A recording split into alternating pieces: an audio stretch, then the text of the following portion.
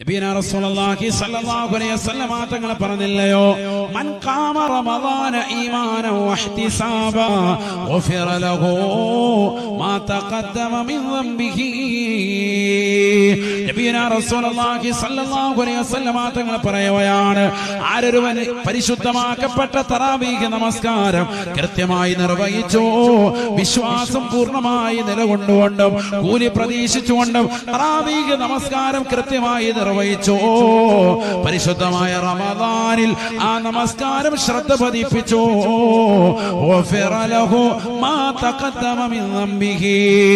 റമദാനിലുള്ള നിസ്കാരം കൊണ്ട് അവന്റെ മുൻകഴിഞ്ഞു പോയിട്ടുള്ള എല്ലാ പാപങ്ങളും അല്ലാഹു പുറത്തു നൽകുമേ എന്ന് നബിയുനാ റസൂലുള്ളാഹി.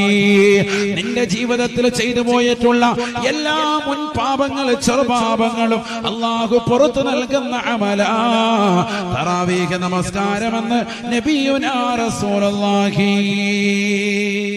നിസ്സാരമായി കാണുക, ഭയങ്കര ശ്രേഷ്ഠതയാണ്.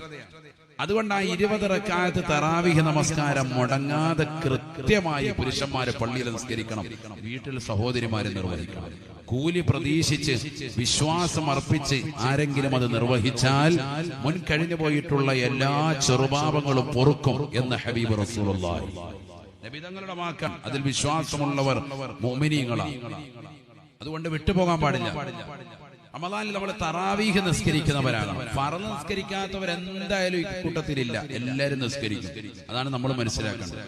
അത് നമ്മൾ മാത്രമൊന്നുമല്ല, അതിപ്പോ തൃക്കരിപ്പൂര് നമ്മുടെ മഹല്ലി മാത്രമൊന്നുമല്ല, ലോകത്തുള്ള എല്ലാവരും നിസ്കരിക്കുന്നതാണ് ഫർള്. അതിൽ കൂട്ടുന്നതിലാണ് റബ്ബിന്റെ അടുക്കൽ സ്വീകാര്യത.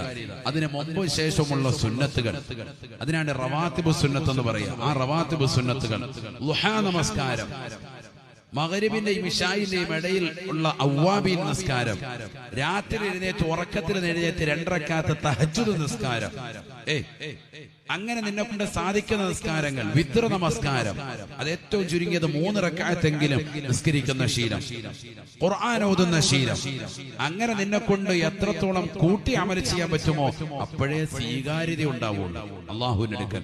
അവിടെയാണ് നമ്മൾ രക്ഷപ്പെടുക. അല്ലാഹു തൗഫീഖ് നൽകട്ടെ.